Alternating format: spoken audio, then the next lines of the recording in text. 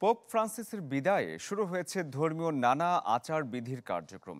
বিভিন্ন দেশ থেকে ভ্যাটিকান এবং ইতালিতে আসতে শুরু করেছেন নানা বর্ণ আর পেশার মানুষ। আর এতেই বেড়েছে নানা ধর্মীয় এবং আচার অনুষ্ঠানের অনুষঙ্গের বিক্রি।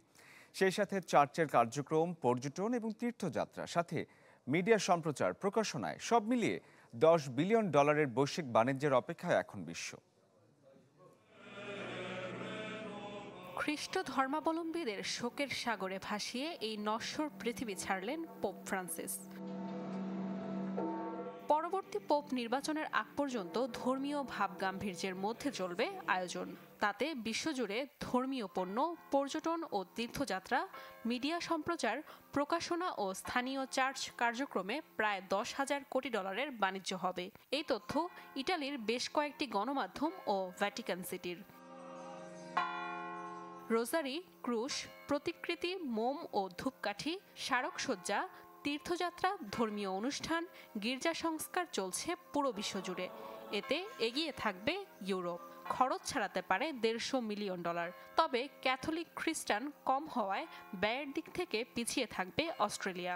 ইতালি, পোল্যান্ড, চীন, ব্রাজিল, ফিলিপাইন ও জার্মানি থেকে বিশ্বে ছড়িয়ে পড়বে নানা পণ্য। আবার যুক্তরাষ্ট্র, ফ্রান্স, জাপান ও কানাডায় নিজস্ব পণ্যের বাজারের উপর থাকবে বিক্রির চাপ। এমনকি ভারত, লেবানন, ইন্দোনেশিয়া থেকে হাতে তৈরি নানা পণ্যের চাহিদা এখনই তুঙ্গে। এই আয়োজনের নিরাপত্তা সহ নানা ব্যবস্থাপনায় $20 কোটি খরচ করছে ভ্যাটিকান। আর বিশ্বব্যাপী এ সংক্রান্ত খরচ ছাড়াবে $50 কোটির উপরে।